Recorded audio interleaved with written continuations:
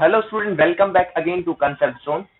सो आज का लेक्चर हम हिंदी और इंग्लिश दोनों में पढ़ेंगे। जैसा कि मैं हमेशा बोलता हूँ आपको, अगर आप हिंदी मीडियम से हैं तो भी देखें, इंग्लिश मीडियम से हैं तो भी देखें। तो ये लेक्चर भी हम क्लास 10th का जो अपना जो चैप्टर कंटिन्यूस है, प्रकाश यानी कि लाइट, उससे ही आगे कंटिन्यू करेंगे, है ना।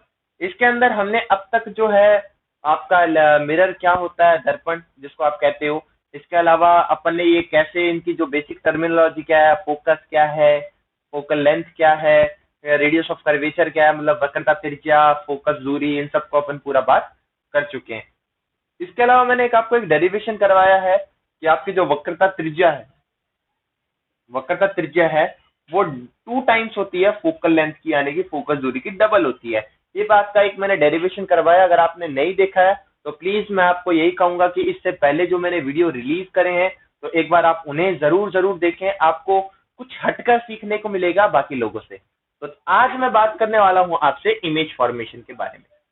इमेज फॉर्मेशन कि एक तरीके से आपका जो प्रतिबिंब है वो कैसे बनता है उसके बारे में अपन बात करने वाले हैं।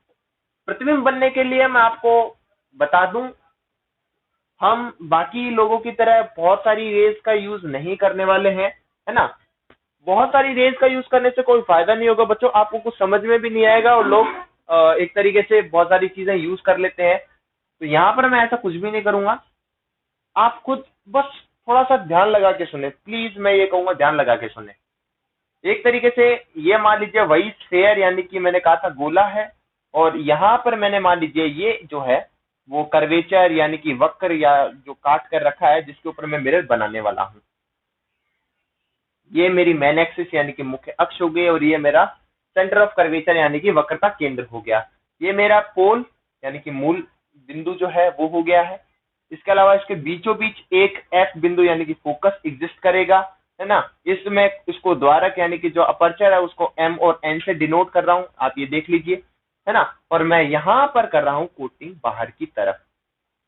अगर कोटिंग बाहर की तरफ है, नॉन रिफ्लेक्शन सरफेस बाहर की तरफ है, इसका मतलब क्या हुआ, अगर मैंने परत बाहर की तरफ चढ़ाई है, मतलब जहां से परावर्तन नहीं होगा, वो अगर बाहर की तरफ है तो लाइट अंदर की तरफ एंटर करेगी, और अगर अंदर की तरफ एंटर कर रही है, केव के अंदर एंटर कर रही है, it means it should be concave.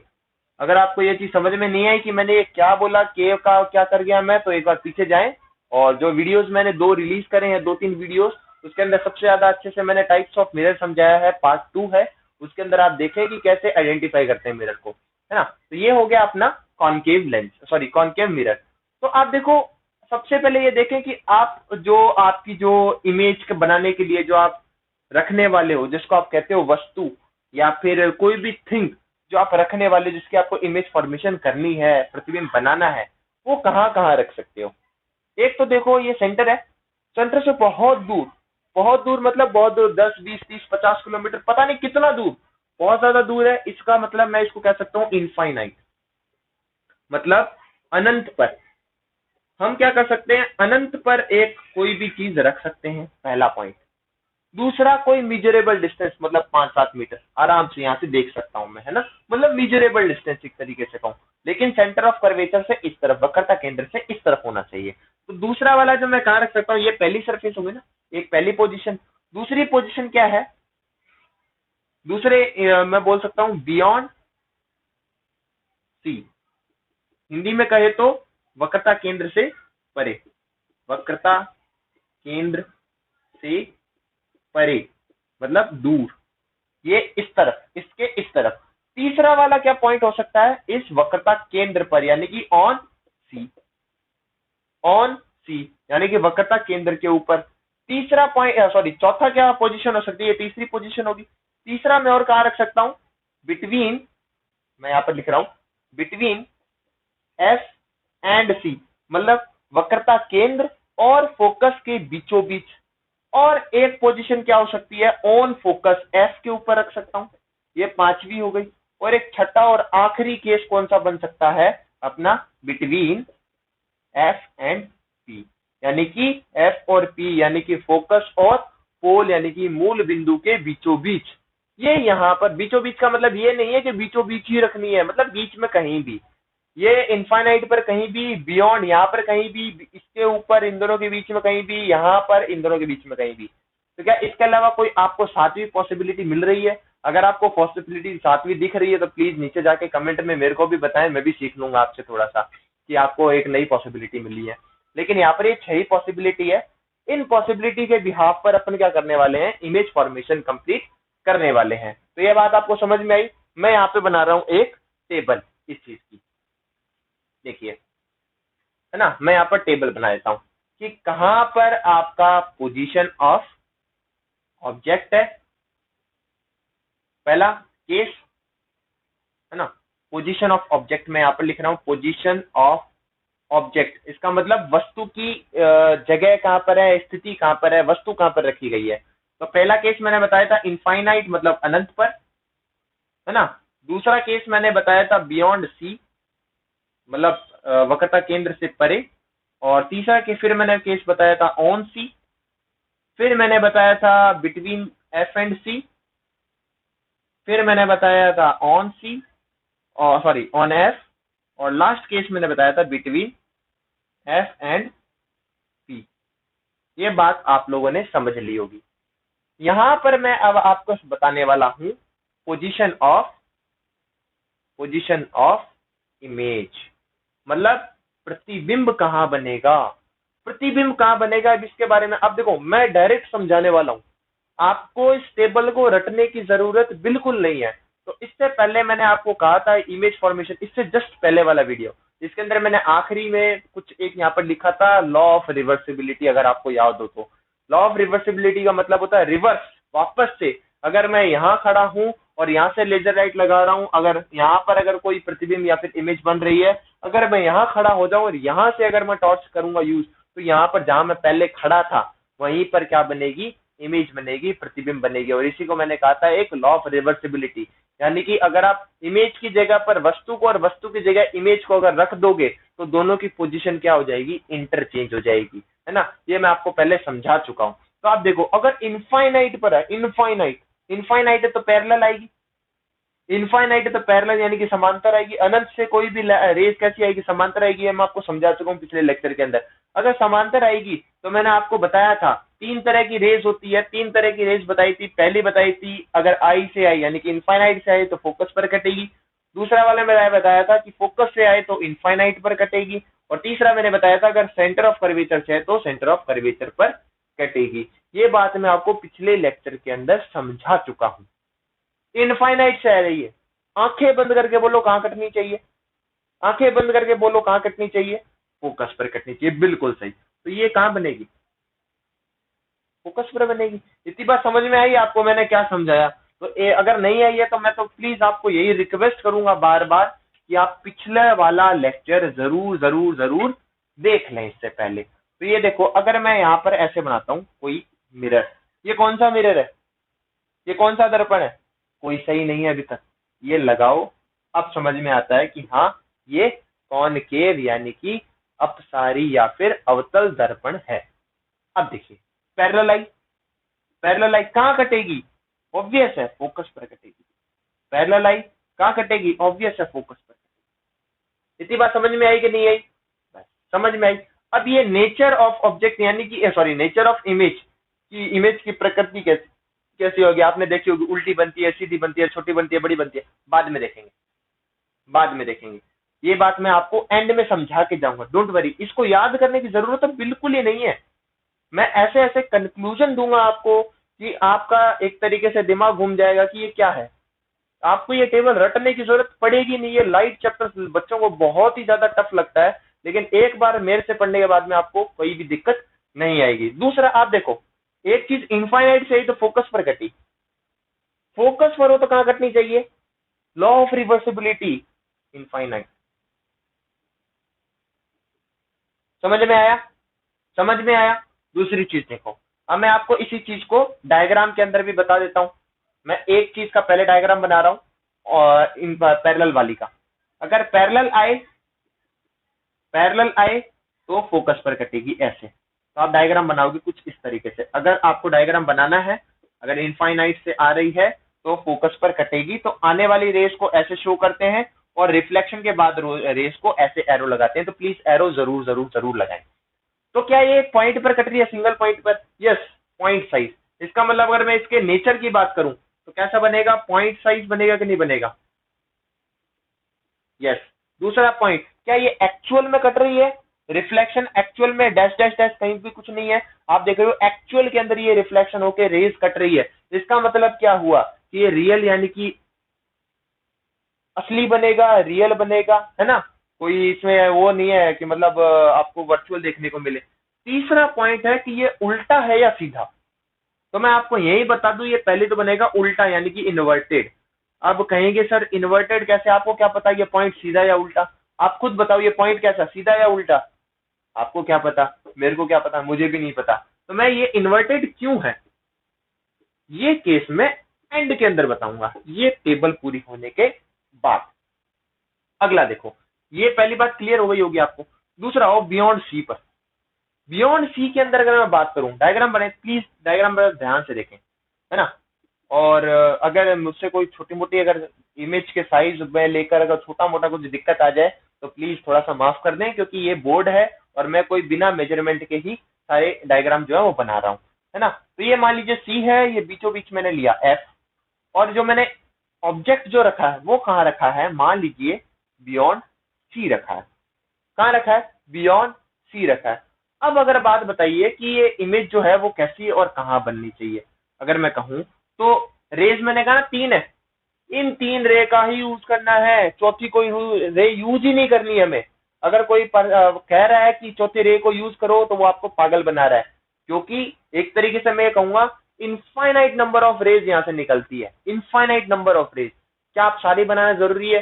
कोई जरूरत नहीं है, कोई भी 2 ले लो मर्जी से। और मेरी फेवरेट है 2, पहली जो पैरेलल जाए तो कहाँ कटेगी, फोकस पर, और दूसरी जो फोकस से जाए तो कहाँ कटेगी, पैरेलल पर। काम ही खत्म। कहाँ गई पैरेलल वाली, सॉरी पैरेलल वाली फोकस पर कटेगी, फोकस वाली पैरेलल हो जाएगी। ये तो मैंने बोला, इनफाइनाइट वाली फोकस पर, फोकस वाली इनफाइनाइट। और इनफाइनाइट पर रेस कैसे जाती है, जो रेस क्या होती है, पैरेलल होती है।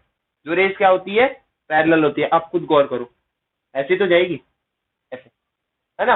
अगर ऐसे जा रही है तो आप गौर करो, जहां पर ये कट जाए, जहां पर ये पॉइंट कट जाए वो होता है हेड यानी कि सर, है ना? आप देखो मैंने इमेज जो सॉरी जो ऑब्जेक्ट जो बनाया है वो ऐसे बनाया है, इसे कहते हैं सर एक तरीके से, हेड सीधा, और ये इसके पैर एक तरीके से, है ना? तो जो जहां पर ये कटेगा उसे इसका सर कहते हैं एक तरीके से। तो ये कुछ इमेज ऐसे बनेगी उल्टी, क्योंकि सर अगर ए है और पैर अगर बी है तो यहाँ पर सर ए डैश और ये ए बी डैश, ये पॉइंट। ये बात आप देखो, यहाँ से पैरेलली सीधा नीचे रख दो, सीधा नीचे, ये हो गया बी पॉइंट इस लाइन के ऊपर मेन एक्सेस पर। ये बात समझ में आई आपको? तो ये इमेज देखो, ये बड़ा है, क्या ये छोटा दिख रहा है आपको? ये बड़ा है, क्या छोटा दिख रहा है? हाँ दिख रहा है। तो आप इसके कैरेक्टरिस्टिक और बन कहाँ रहा है, ये फोकस ये रहा और सी ये रहा, तो क्या इन दोनों के बीचों बीच में कहीं बन रहा है? यस, तो वी कैन से दैट। तो बियॉन्ड सी हो तो कहाँ बनेगा, बिटवीन सी एंड एफ बनेगा, सी और एफ के बीच में बनेगा। और कैसा बन रहा है, कैरेक्टरिस्टिक अपन देख लेंगे। पहला देखो, क्या थोड़ा सा इससे छोटा है? यस, तो पहली बात तो स्मॉल बनेगा। किसके कंपैरिजन में, ऑब्जेक्ट यानी कि वस्तु के कंपैरिजन में छोटा बनेगा। दूसरा देखो, क्या असली में कट रही है, रियल में कट रही है लाइन? हाँ भाई असली में आके कट रही है, तो कैसा बनेगा, रियल बनेगा। तीसरा पॉइंट देखो, क्या इसका सर ऊपर है तो क्या इसका सर नीचे की तरफ है क्या? हाँ, इसका मतलब इन्वर्टेड मतलब उल्टा बन रहा है। ये बात आपको समझ में आ गई होगी। तीसरा केस देखो, बियॉन्ड सी वाला, सॉरी ऑन सी वाला। उससे पहले एक बात और कनेक्ट कर ही लो, मैं तो ये कहूंगा बियॉन्ड सी तो between C and F, between C and F तो कहां बनेगा?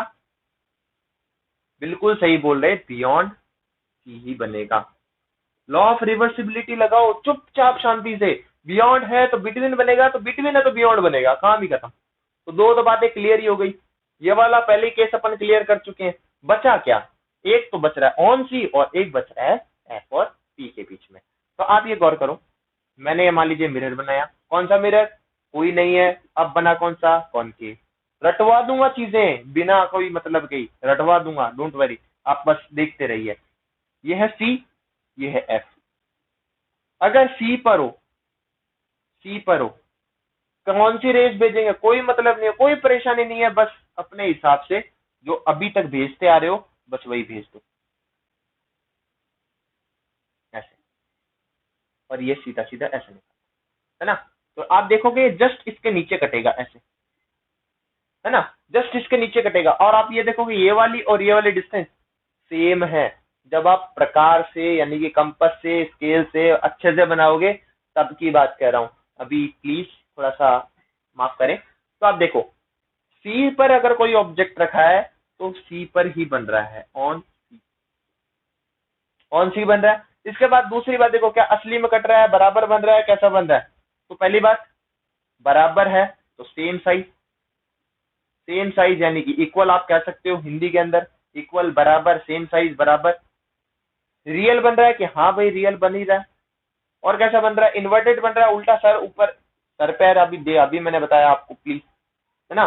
तो ये आ रही है ये रिफ्लेक्टेड, ये आ रही है ये रिफ्लेक्टेड, ये जरूर जरूर जरूर जरूर बने, है ना। तो ये कौन सा हो गया इन्वर्टेड, ये बात हो गई। अब बात कर लेते हैं बियॉन्ड सॉरी बिटवीन वाली भी, एक केस ये भी दिखा देता हूँ आपको बना के मैं। देखिए अगर मान लीजिए ऐसे मिरर है, ये बनाया, कौन सा मिरर हो गया, कॉनकेव हो गया। ये मैंने सी बनाया, सी मैंने ये बनाया मैंने एफ। मैंने क्या बोला बिटवीन रखेंगे, तो ये मान लीजिए ये बिटवीन में मैंने कहीं रख दिया। बिटवीन वही कौन सी रे भेजेंगे, कोई मतलब नहीं है कोई दूसरी चीजों से, ये लो। और एक कहाँ कटेगी, सीधी आ गई, कहाँ जा रहा है कट रहा है, कहाँ कट रहा है, इस तरफ कट रहा है कि नहीं कट रहा है। ये बात मैं पहले लिखवा चुका हूँ, देखो बियॉन्ड सी, ये बात मैं पहले लिखवा चुका हूँ, बियॉन्ड सी बनेगा, बियॉन्ड सी बनेगा। ये आपको करने की जरूरत नहीं है, ऑटोमेटिक होगा। यही ए, ये हो गया बी, तो ये हो गया ए डैश, ये हो गया बी डैश, काम खत्म। आने वाली रिफ्लेक्टेड, आने वाली रिफ्लेक्टेड, काम ही खत्म हो गया, पूरा डायग्राम बन गया। बस उतार दो यहाँ पर क्या क्या चीजें दिख रही है आपको। क्या ये इससे बड़ा है, गौर करो, इससे बड़ा है, हाँ बड़ा है, तो लार्ज बनेगा, बड़ा, जिसको आवर्धित कहते हो। दूसरी बात क्या उल्टा है क्या, और रियल असली में कट रहा है, हाँ असली में कट रहा है तो मतलब रियल हो गया, और उल्टा बन रहा है तो हाँ भाई इन्वर्टेड हो गया। ये बात आपको समझ में आ गई होगी। और एक केस बच गया ओन एफ वाला, ओन एफ वाला भी देख लो पहले। ये छठा केस है, वो स्पेशल केस है। छठा अपन जरा ध्यान से समझेंगे तब समझ में आएगा। वह इसी डायग्राम के बाद में आपको ये चीज क्लियर होगी, जो आपका जो छठा डायग्राम है इसके बाद ये चीज क्लियर होगी कि ये उल्टा क्यों है पॉइंट वाला। ये बात आपको इसके बाद क्लियर होगी। तो आप देखो ये वही सी है, वही हमेशा वाला एफ है, एफ के ऊपर ही रख दी, एफ के ऊपर रख दी, कोई बात नहीं, रेज एक भेजी तो ये पैरेलल हो गई, है ना। अब देखो, अब आप सोच रहे हो कि मैं सी से भेज दूं, सॉरी एफ से भेज दूं, तो एफ से रे अब भेज नहीं सकते, क्योंकि एफ से रे भेजने के लिए एफ से पास भी तो होनी चाहिए। लेकिन एफ से क्या पास हो सकती है, क्योंकि हमेशा रेज हेड से भेजते हैं, टेल से नहीं भेजते हैं, इस बात का ध्यान रखें, है ना। अगर ये बात क्लियर है आपको तो आप गौर करो, अब कर क्या सकते हो। यहाँ पर आपको दो रेज आप यूज कर सकते हो, एक तो ये सी वाली, मोस्ट ऑफ द पब्लिकेशन के अंदर आपको ये सी वाली रे यूज की हुई मिलेगी, ऐसे बहुत बड़ा ऐसे मिरर बनाया हुआ होगा, और यहाँ से ये क्या करेंगे, ऐसे सी के ऊपर से ऐसे लाइन भेज देंगे ऐसे, और ये आपको ऐसे ऐसे पीछे दिखा देंगे। तो ये पैरेलल हो जाएंगी दोनों रेस, जाने वाली और आने वाली मैंने आपको बताई थी, सी पर जाती है तो सी से ही वापस आती है, तो ये पैरेलल ऐसे और ये वाली पैरेलल, ये दोनों पैरेलल आएगी ऐसे। और जब ये ऐसे पैरेलल आएगी तो कहाँ मीट करेगी, इनफाइनाइट पर। ये बात तो मैं आपको पहले ही लिखवा चुका हूँ, है ना। तो अब देखो पहली बात क्या हो रहा है, क्या ये बड़ा बन रहा है, एक्स्ट्रा लार्ज, बहुत ही बड़ा बन रहा है, एक्स्ट्रा लार्ज, पता नहीं इनफाइनाइट पर जाकर मीट करेगी, अपन यही बोलते हैं। कभी मीट करती है क्या, हम जानते हैं कभी मीट नहीं करती है, लेकिन हम यही कहते हैं हमेशा मैथ के अंदर कि इनफाइनाइट पे जाकर मीट करेगी। अगर मीट करेगी तो जहां मीट करेगी वो हेड होगा, वो उसका सर होगा, तो सर से उल्टा बनेगा, ये जो पूरा उल्टा बनेगा तो कितना बड़ा बनेगा, बहुत बड़ा बनेगा। यही तो मैंने कहा है एक्स्ट्रा लार्ज। दूसरी बात ये, क्या ये रियल बनेगा, हाँ भाई असली में बनेगा, जहां भी मीट करेगी जरूर बनेगा। अभी ये मत कहना कि ये क्या, ये तो सर मीट ही नहीं करेगी, हाँ भाई मैं भी मानता हूँ मीट नहीं करेगी, लेकिन हम यही मानते हैं कि ये जरूर मीट करेगी इनफाइनाइट पर, तो हम ये कहेंगे ये रियल है। फिर हाँ भाई जब भी टकरेगी तो सर वही होगा, तो ये उल्टा दिख रहा है क्या, हाँ भाई इन्वर्टेड तो मेरे को दिख रहा है, तो ये तो केस हो गए 5 ऐसे जो कि बहुत ही ज्यादा इंपॉर्टेंट है, जहां से आपको सवाल पूछा जाता है। एक तो ये हो गया। अब लास्ट केस आपका जो बन रहा है, जब जो कि सबसे ज्यादा एक तरीके से कंसेप्चुअल है, अगर ये आपको समझ में आ गया एक बार, तो आपको दूसरे केस को समझने की जरूरत ही नहीं पड़ेगी। कौन सा मिरर, कौन सा दर्पण, नहीं पता अभी तक, अब बोलो कॉनकेव है। समझ आया? अब देखो, ये क्या है सी, ये क्या है एफ, ये क्या है सी और ये क्या है एफ। ये मान लीजिए मेरी ऑब्जेक्ट, ये क्या है मेरी ऑब्जेक्ट यानी कि वस्तु। कैसे भेजूंगा? पैरेलल भेजूंगा अगर लाइन, तो कहां कटनी चाहिए? फोकस पर कटनी चाहिए कि नहीं कटनी चाहिए? हाँ भाई, फोकस से कटती हुई जा रही है, भेजी, कट गई। दूसरी वाली कैसी भेज सकते हैं? दूसरे वाले दो तरीके हैं, या तो आप सी वाली भेजो, या तो आप सी वाली भेजो। मैं थोड़ा सा अच्छे से बना देता हूँ इस डायग्राम को जरा। देखो, ये मान लीजिए सी है, ये मान लीजिए एफ है ना। ये मैंने वस्तु बनाई यानी कि ऑब्जेक्ट, और ये मैंने ऐसे करके स्ट्रेट लाइन में ऐसे बना रहा हूँ। स्केल नहीं है मेरे पास में, है ना, अभी हाथ में। और दूसरी वाली देखो, अगर मैं सी से ही भेजता हूँ अभी के तरह जैसे ही, तो अगर मैं सी से भेजता हूँ ऐसे, तो ये जब पीछे आएगी, ये आएगी यूं, और ये जाएगी यूं, एक तरीके से यूं, इस तरीके से। अगर ये लाइन यूं ऊपर जा रही है और ये वाली यूं जा रही है, अगर आप इस डायरेक्शन में जा रहे हो, आपका दोस्त इस तरफ जा रहा है, तो क्या आप कभी मीट करोगे? क्या पॉसिबल ही नहीं है। ये इधर ही जाएगा, ये इधर ही जाएगा। लेकिन एक बात गौर करो, अगर आप इस दोस्त को पीछे की तरफ लेके आओ, इस दोस्त को भी पीछे की तरफ लेके आओ, आप देखोगे ये दोनों एक ही जगह से आ रहे थे, यहीं से चलना शुरू किया था एक तरीके से। तो इनका ओरिजिन मतलब एक तरीके से इसका, इस पर्सन का रास्ता, मान लीजिए ये एक दोस्त आपका यूं जा रहा है ना, एक दोस्त अगर यूं जा रहा है और दूसरा वाला जो है वो यूं जा रहा है, तो ये तो कहीं मिलेंगे क्या? कहीं नहीं मिलेंगे। लेकिन अगर पीछे की तरफ बढ़ाओ इनको, इसको भी पीछे बढ़ाओ, इसको भी पीछे बढ़ाओ, तो आपको लगेगा कि इन दोनों का एक जगह पर कहीं ना कहीं इंटरसेक्शन जरूर हुआ उनके रास्तों का।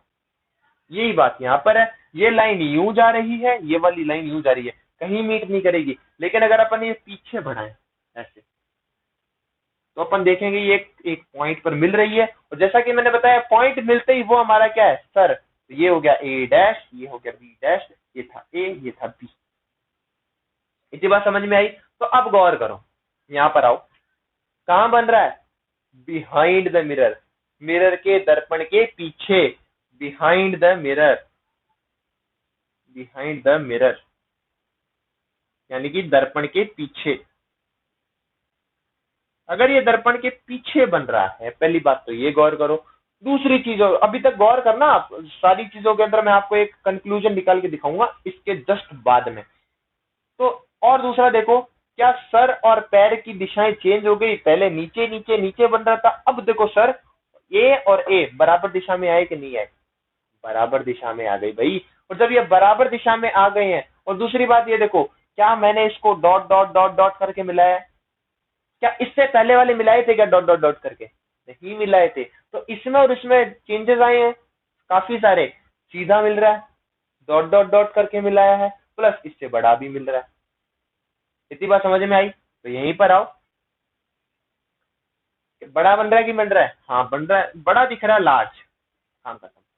दूसरा बात, क्या ये असली में बना रहा है? नहीं, असली वाली तो कहीं नहीं कट रही, पीछे के मिला रहे हैं। तो ये कैसा होगा? वर्चुअल, आभासी, जिसको आप कहते हो आभास होगा, लगेगा कि यहां मिल रहा है ना। तीसरा केस, उल्टा है या सीधा? इस बार देखो सीधा है। ये कैसा है? सीधा।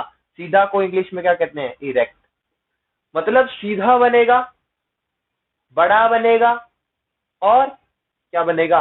आभासी यानी कि वर्चुअल बनेगा। इतनी बात आपको क्लियर हो गई। अब देखिए, इसमें पूरी टेबल में गौर करो, पूरी टेबल के अंदर गौर करो प्लीज। अगर आपने इतना, अगर ये लेक्चर देखा है, ये पॉइंट्स अगर आप देख लोगे, तो जिंदगी में कभी आपको इमेज फॉर्मेशन याद करने की, रटने की जरूरत नहीं पड़ेगी। देखो गौर करो, इन्वर्टेड, दूसरा वर्चुअल। इस पूरी टेबल के अंदर आप गौर करो, जहां जहां आपको इन्वर्टेड दिख रहा है वहां साथ साथ में आपको रियल जरूर देख, सॉरी, इन्वर्टेड के साथ में यानी तो इरेक्ट, हाँ, यानी कि उल्टा और सीधा, जहां जहां आपको इन्वर्टेड दिख रहा है वहां वहां आपको रियल जरूर दिख रहा है। इन्वर्टेड के साथ क्या दिख रहा है? रियल। गौर करो, inverted real, inverted real, inverted real, inverted real, inverted real. यहाँ गौर करो, इरेक्ट होते ही वर्चुअल हो गया है, इरेक्ट होते ही वर्चुअल हो गया है। इसका मतलब क्या हुआ? इसका मतलब क्या हुआ? गांठ बांध ले अपने, एक तरीके से ये सोच ले, समझ ले कि जहां कहीं भी मेरे को इन्वर्टेड दिखेगा वो इमेज हमेशा रियल होगा, चाहे वो लेंस हो चाहे वो मिरर हो, चाहे वो लेंस हो चाहे वो मिरर हो। मैं बड़े ध्यान से सुनना बात को, लेंस हो या फिर मिरर हो, दोनों कोई भी चलेगा, लेकिन जहां इन्वर्टेड है वहां रियल होगा, जहां रियल है वो इन्वर्टेड होगा। रियल इन्वर्टेड, इन्वर्टेड रियल, ये दोनों गहरे दोस्त हैं एक तरीके से, ये साथ में ही रहेंगे। और यहाँ पर भी देखो, अगर ये इरेक्ट है तो वर्चुअल होगा, अगर ये सीधा बनेगा तो वर्चुअल आभासी जरूर बनेगा, और अगर आभासी है तो हमेशा सीधा ही बनेगा। ये भी दोनों गहरे दोस्त हैं, चाहे वो लेंस हो चाहे वो मिरर हो, इससे कोई फर्क नहीं पड़ता कि वो उत्तल लेंस है, अवतल लेंस है, अभिसारी है, अपसारी है, लेंस है कि मिरर है, कोई फर्क नहीं पड़ता। ये हमेशा का फंडा है, इन्वर्टेड के साथ रियल रहेगा, इरेक्ट के साथ वर्चुअल रहेगा। ये बात आपको याद रखनी है। अगर ये चीज क्लियर हो गई है तो आप गौर करो, यहाँ पे क्या दिख रहा है आपको? रियल, और रियल के साथ हमेशा क्या आता है? इन्वर्टेड। जैसा कि मैंने कहा था कि मैं एंड में बताऊंगा आपको कि इन्वर्टेड क्यों है। तो ये बात आपको शायद क्लियर हो गई होगी। ये जो पॉइंट है वो उल्टा है या सीधा, कब पता चलेगा कि वो रियल है या इन्वर्टेड, सॉरी, रियल है या आपका वर्चुअल। रियल है कौन सा होगा? इन्वर्टेड, उल्टा। अगर ये वर्चुअल है तो कैसा होगा? इरेक्ट, सीधा। ये बात आपको क्लियर हो गई? ये बात आपको क्लियर होगी? अगर ये चीज क्लियर हो गई है तो दो चीजें और भी क्लियर कर लो। इमेज फॉर्मेशन, जैसा कि मैंने कहा, कभी जिंदगी में पढ़ने की जरूरत नहीं पड़ेगी। देखो, कौन सा मिरर? कोई सा ही नहीं है अब तक। अब कौन सा?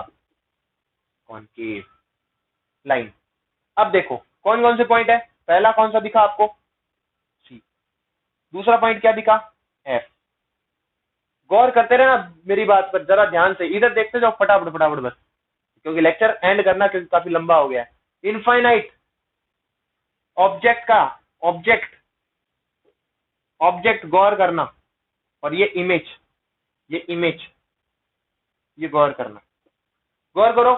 ऑब्जेक्ट इनफाइनाइट पर है, ऑब्जेक्ट इनफाइनाइट पर है, इमेज कहां बनी? फोकस पर। थोड़ा सा आगे आओ, ऑब्जेक्ट कहां पर है? बियॉन्ड पर। इमेज कहां गई? बिटवीन पर आ गई। गौर करो, ऑब्जेक्ट कहां गया? सी पर। इमेज कहां आ गई? सी पर। ऑब्जेक्ट कहां गया? बिटवीन सी एंड एफ पर, बिटवीन सी एंड एफ पर। इमेज कहां आ गई? बियॉन्ड सी पर। और गौर करो, ये ऑब्जेक्ट कहां चला गया? एफ पर। ऑब्जेक्ट कहां चला गया? एफ पर। इमेज कहां चली गई? इनफाइनाइट। कंक्लूजन क्या निकला? जब ऑब्जेक्ट यहां से वहां मूव कर रहा है, जब ऑब्जेक्ट यहां से वहां यानी कि लेफ्ट से राइट की तरफ मूव करेगा, तो आपका इमेज राइट टू लेफ्ट की तरफ मूव करेगा। कंक्लूजन क्लियर हुआ?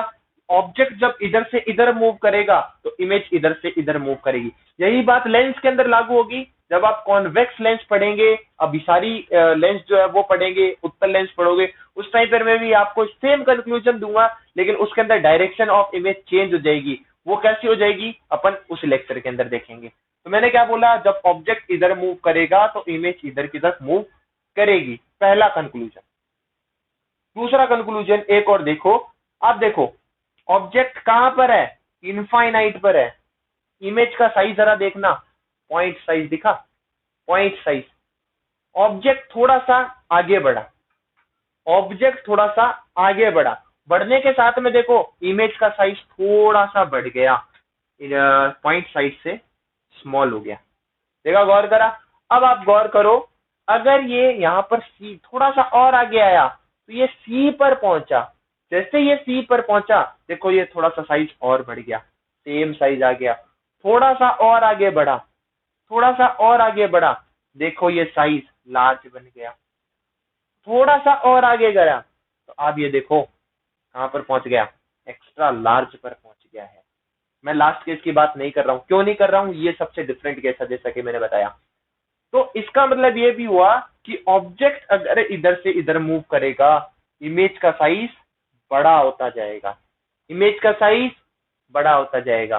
तो पहला कंक्लूजन तो ये, ऑब्जेक्ट इधर से इधर तो इमेज इधर से इधर।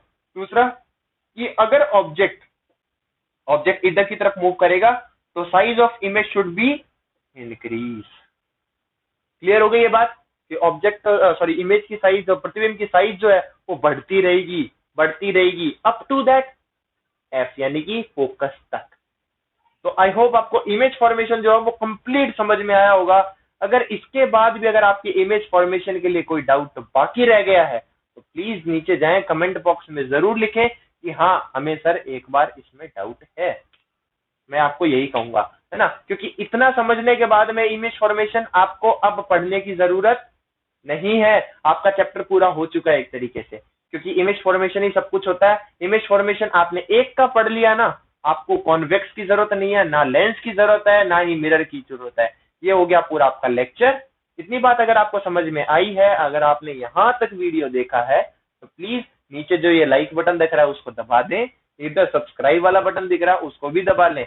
और अगर ऐसे ही वीडियो आपको मिलते रहना चाहिए, आप चाहते हो कि मैं ऐसे आप तक पहुंचता रहूं, आपकी ऐसी सेवा करता रहूं, तो जरा पड़ोस वाला बेल आइकन भी जरूर दबा लें, ताकि क्या होगा, नेक्स्ट वाला वीडियो जब भी आएगा तो आपको उसका नोटिफिकेशन अपने आप मिल जाएगा। तो मिलते हैं अगले टॉपिक के इसी चैप्टर के साथ में। तो तब तक के लिए thank you so much, have a nice day.